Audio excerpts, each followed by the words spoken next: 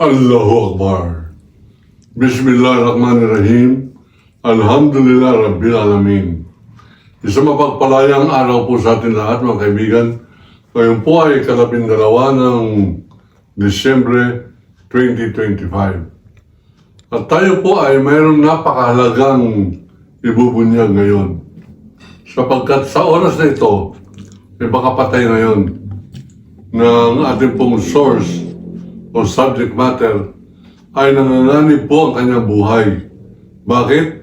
Sapagkat nung Merkules, mga kaibigan, naging bisita niya alas 1:30 ng umaga, 10 oras po ng gabi, ang Vice President ng Republika ng Pilipinas doon po sa Bikutan. Yung Camp Bagong Diwa, dyan po yung sa Taguig, Bikutan. Yung po bang Old Bikutan, na kung didire-diretso nyo po yung kalsada na yan, mula po sa South Luzon Expressway, mapupunta po kayo sa Laguna Lake. Sa gawing kanan, nandyan po yung PNP Custodial Center. Doon po sa Annex 2, Annex B, ay nakakulong ang isang tao na si Romel Madriaga. 1:30 ng umaga, dumating ang convoy ng mga may nakaitim na mga SUV, official presidential cars po yun. At ang laman ay walang iba kundi yung may-ari po ng Toyota Land Cruiser na yan na ang plate number ay number 2. Ang number 1, Presidente, and number 2 ay Vice President. Kung bakit po alas 2:30 ng umaga, nagpunta yan sa kulungan para kausapin ng isang tao, ay sapagkat meron pong ibinunyag itong tao na ito na baka po mahirot pa, baka mangyaring yan ay kanyang bawiin, sapagkat masyado pong damning, masyadong nakakagimbal ang mga nilahad po nito. Bakit? At bakit siya kapanipaniwala? Sapagkat siya po ang pinakamataas na highest ranking intelligence officer ng security ni Inday Sara. Ano po ito? Edukadong tao. Ang pangalan. Total ito ay sasabog na bukas, baka patay na nga ito bukas. Ramil Madriaga. Ito po ay anak ni Colonel Florentino Madriaga ng South Cotabato na akin pong nakilala nung ako po ay reporter ng tunay na Manila Times, yung Old Manila Times. At ang tao nito, Ramil Madriaga, ay nagkaroon ng pagkakataon na maging masyadong mahalaga ang kanyang papel, ranging from political officer, yung po bang tagaayos ng mga political plan ni Mayor Sara Duterte, hanggang ito ay maging Vice President, at hanggang ngayon na siya ay magiging President ng Republika ng Pilipinas. Sa kanyang pag-akala na masyado na pong naduduhagi ang kanyang bansang sinilangan, may kumalabit siguro sa konsyensya nitong si Ramil Madriaga.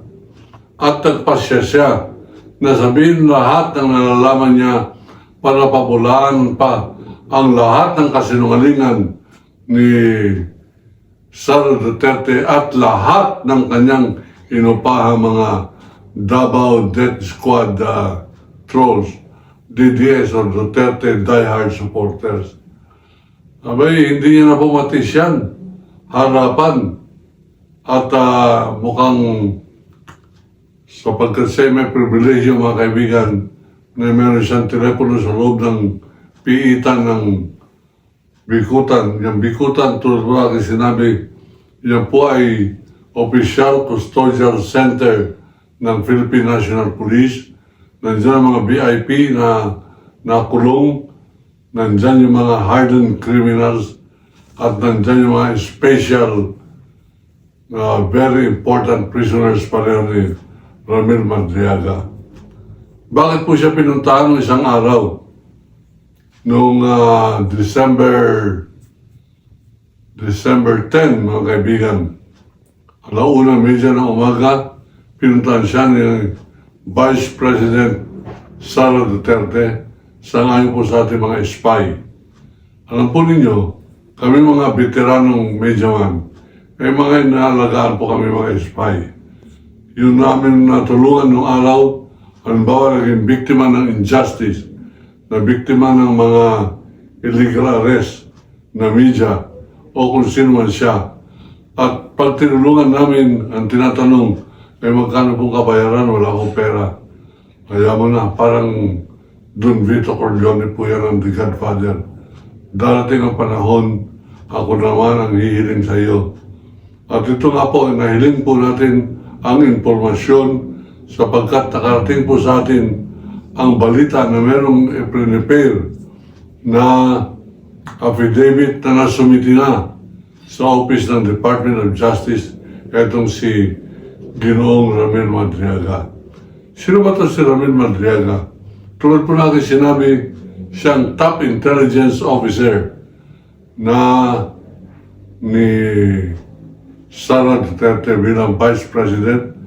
Kanya pong tauhan yung Colonel Lachica na masyado pong napangalanan sa Quadcom na nag-withdraw ng milyong-milyong piso sa loob ng 4 na oras sa Land Bank of the Philippines na walang security, isinakay lamang sa kanyang kotse mga duffel bag, nagkakahalaga ng mga 380 million pesos, at ito ay dineliver niya mismo sa bedroom ni Sara Duterte at ni Mans Carpio. Sa kanyang affidavit, ang iba pong portion niya ay nakalathala sa social media. Abay, sinabi niya, lahat-lahat, pati yung pinag-aawayan at dahilan kung bakit pinapapatay si Colonel Asierto ni Rodrigo Roa Duterte ay sapagkat meron po siyang personal knowledge tungkol po sa malakihang traffic o pagtutulak ng droga sa Pilipinas. Yan po ay si Michael Yang, Sammy Uy na nagpapadala ng pera sa Bangko BPI Bank account Julia Vargas branch ng mga Duterte family. Kay Rodrigo Duterte, kay Sara Duterte, kay Pulong Duterte, congressman, at kay Baste Duterte, mga kaibigan. Meron parating every 6 months dividendo. Anong ibig sabihin ng dividendo? Yan po yung kita na kinakailangan paghati-hatian. Tapos sa kalahati, dividendo. Halimbawa, 1/3 ako. Pag binigyan ako ng 1/3, sa 100 million, bibigyan ako ng 300 million. 300 million ang aking dividendo. Ang 300 million ko, bilang dividendo ko yan at ako si Sara Duterte, i-deposito mo sa Bank of Philippine Island. Ang problema, meron din spy si Sonny Trillanes sa Bank of Philippine Island at sinabi niya na yung mga kopya ng mga transaksyon sa bangko na yan ay merong official transmission sa AMLAC, Anti-Money Laundering Council. Yung AMLAC, mga kaibigan, ay binuupo yan noong panahon ni Pinoy Aquino upang sa ganun ay masundan ang trapiko ng pera papunta at palabas ng Pilipinas, lalo tigit sa ating kampanya laban sa money laundering. Ganun pa man, ang ating pong pagbubunyag ngayon ay magiging laman bukas ng maraming dyaryo, Philippine Star, sino ba mga na palitan natin ng mga reporter na may kopya na ng kanyang sinumpaang salaysay ni Ramil Madriaga. Na kasama sa kanyang sinumpang salaysay ay ang kanyang dahilan kung bakit siya nagbunyag.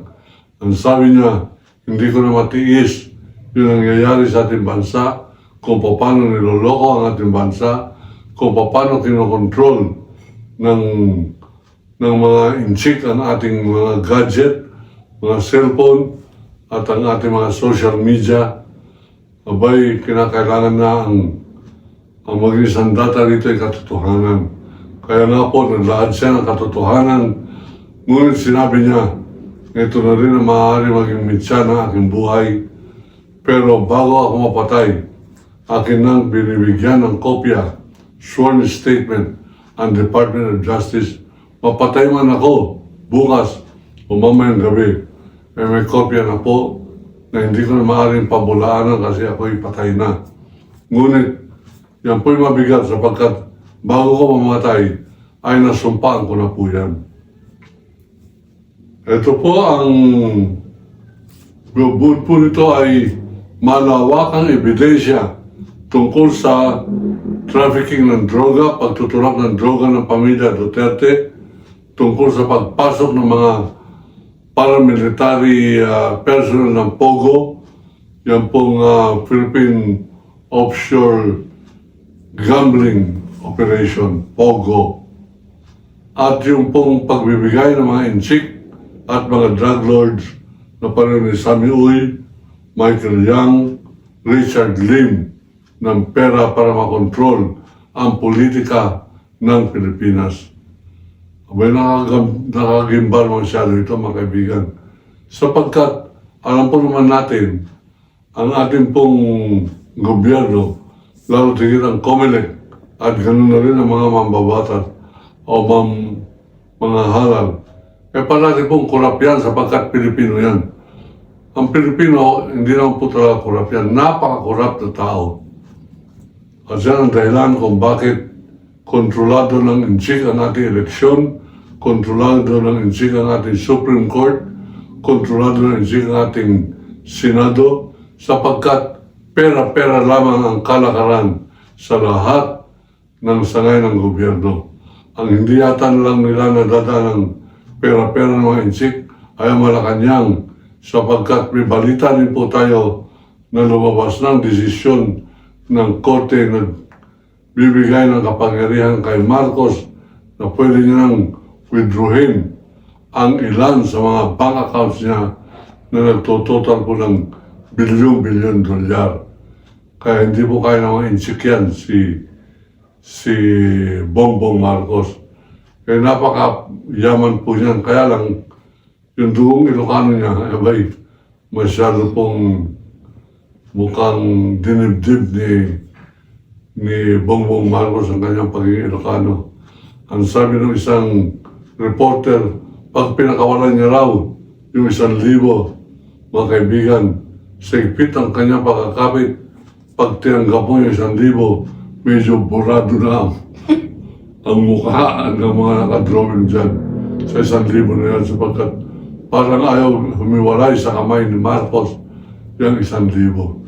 Samantalang sila Duterte, sa ngayon sa affidavit ni Ramil Madriaga, pupunuin yung kotse, mga kaibigan, ng pera, tinted. Yung pong hindi nyo nakikita loob. Iiwan sa SM Mega Mall, ilalagay yung susi, ilalak, tapos ilalagay yung susi sa ibabaw ng likod na gulong. Ipapatong lamang doon na hindi nakikita na marami. May darating na tao, kukunin yung susi, aalis kasama ng kotse, kasama yung pera, at habang ito ay palihim na pinagmamasdan naman ni Ramil Madriaga at mag-report na siya kay Sara Duterte. Sinasabi niya sa kanyang affidavit na mayroong pagkakataon na mismong si President Rodrigo Duterte ang tumawag sa kanya para tanungin kung safely delivered yung 1 bilyong pera na nakalagay sa isang Toyota Honda Accord na kotse. At sinabi niya, opo, pwede po ninyo ipacheck na deliver ko po yan doon po sa parking ng Valle Verde 2 sa Pasig City. Ngayon, mga kaibigan, ano po ang halaga nito? Kahalaga nito, mahawakan man ng China, yung pong Senado natin, Supreme Court, para huwag ma-impeach si Sara Duterte. Akalain po ninyo, maaari pong impeach dito yung mga justices na yan. Bakit? Meron po silang illegal na ginawa. Kanilang inamyendahan ang saligang batas na bagamat sila ay Korte Suprema, wala silang karapatan na amyendahan yung saligang batas. Ano po ang amyenda nila? Abay, pinahirapan po nila ang mga requirement para ikaw ay makapag-file ng impeachment. Andyan yung bawat isang pipirma ay kinakailangan meron siyang kompletong ebidensya at statement ng nirereklamo sa impeachment na meron siyang counter affidavit. 200 copies po yan. Wala po sa Constitution yan, pero naglabas po ng desisyon ang Korte Suprema na binabago nila ang pamamaraan. Sa ating pong saligang batas, sa ating pong nakita kanina pa lamang, ay ang mag-i-impeach ay Kongreso at ang magtra-trial bilang mga senator judges ay ang Senado. Yun lamang po nakalagay dyan. Wala nakalagay na ganito ang paraan ng inyong proceedings. Wala po yan. Pero sa desisyon ng Korte Suprema, tinuturuan ng mga congressman kung ano ang gagawin para maging legal ang kanilang pag-impeach. Abay, wala po dapat makikialam dyan. Pag dinesisyonan niya ng Kongreso na impeach si Sara Duterte, impeach na po yan. Pero ang problema, nung pinadala po yan sa Senado, abay yung papel at kung bakit po nagkaganyan, itong si Chis Escudero, ay para ko nakikita ang dahilan, korupsyon. Napaka-corrupt na senador, itong si Chis Escudero. At yan po ang ating pong pinabalita sa inyo ngayon, ang pangalan ng may hawak ng ebidensya at testimonya ng lahat ng involvement at mga malalaking kasalanan ni Sara Duterte ay nagbigay na ng sinumpang salaysay at ang sinumpang salaysay na yan ay nandun na po sa Department of Justice at magkakaroon na rin po ng kopya ang Office of the Ombudsman na si Boying Remulla. Mga kaibigan, abay, masyado pong delikado ang buhay nito sapagkat yung mga iba na nakalaban ng mga Duterte, pinapapatay. Pareho ng mga tauhan ni Colonel Asierto, sila Colonel Fajardo, Captain Perote, pawampatay na po yan. Ito si Colonel Asierto, nakatulog at pinangalagaan niya ang kanyang sarili. Hindi po siya napatay, bagamat meron pong bounty o patong sa ulo niya na 15 million pesos para siya ay mamatay. Itong si Ramiro Madriaga, mga kaibigan, para nakikinig ako na bilang isa sa pinakamalapit na operator ni Sara Duterte at Seco Montana, ginagawa ng paraan kung paano ito mamamatay. Maaaring suputin, ang tawag po sa suputin ay lalagyan po ng supot ang kanyang muka, itsutsok hanggang hindi makahinga hanggang mamatay at papalawasin na matay sa bangungot. Or ito ay kanilang lalasunin at sasabihin na matay sa COVID, kinakailangan sunugin agad para walang ebidensya. Ang ebidensya niya po ay nandiyan na sa social media, kumalat na po yung kanyang sinumpang salaysay at meron din po akong kopya.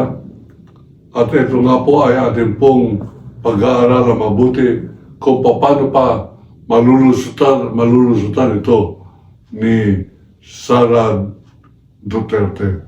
Ang sabi nga ng isang korap na gobernador ng Ilocos Sur ng pangalan Chavez Singson, hindi ako naniniwalang makukulong ang mga korap sapagkat may pera yan eh.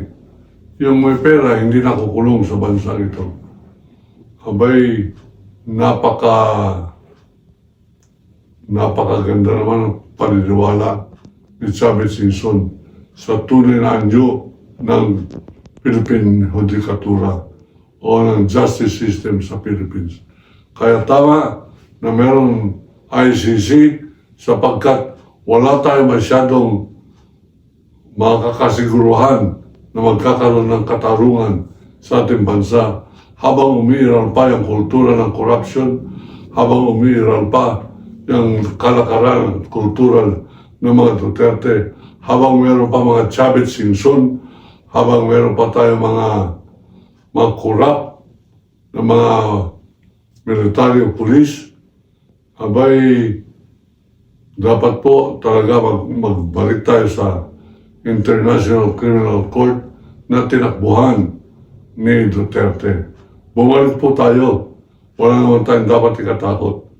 Ang atin ay kinakailangan manumbalik ang katarungan dito sa ating bansa. Dapat ito ang maging pamasko natin sa ating mga kababayan Pilipino ang magkaroon ng tunay na katarungan dito sa Republika ng Pilipinas. Otherwise, the whole government is a failure. Masasabi po nating palpak ang buong gobyerno pag hindi nakamit ang katarungan. Magsisigawan kayo ng mga kurakot ikulong na yan. At yan ay parati na lamang po natin narinig. Wala pong ibig sabihin yan. Pag hindi mapapatunayan ni Ombudsman Boying Rimulya na sa 15 lalabas ang mga warrant of arrest, babantayan namin yan, Ombudsman. Pero si Ombudsman Rimulya, hindi po nila pwedeng basta-basta suhulan yan sapagkat bilyonaryo po yan. Naibenta nila magkapatid yung kanilang island dyan po sa Bacoor sa halagang 7 to 9 billion pesos. At yan ay kanila pang pinanghawakan hanggang ngayon at sa bangko pa lamang sa kanilang mga investment, tumutubo na po yan. Hindi nila kinakailangan maging corrupt. Kaya nga po, dito natin masusukat ang katinuan ng pag-iisip at ang pagkalalaki ng isang Kabiteño ng pangalan ay Boying Rimulya. Patunayan mo na magkakaroon ng warrant of arrest yung mga dapat ikulong na mga kurakot sa gobyerno. Patunayan mo, panindigan mo yung pangako mong may mga senador at mga taong gobyerno magpapasko sa loob ng kulungan. Patunayan mo yan. Ako po si Kawal de Carbonell, nagsasabing iniibig ko ang Pilipinas. China, layas!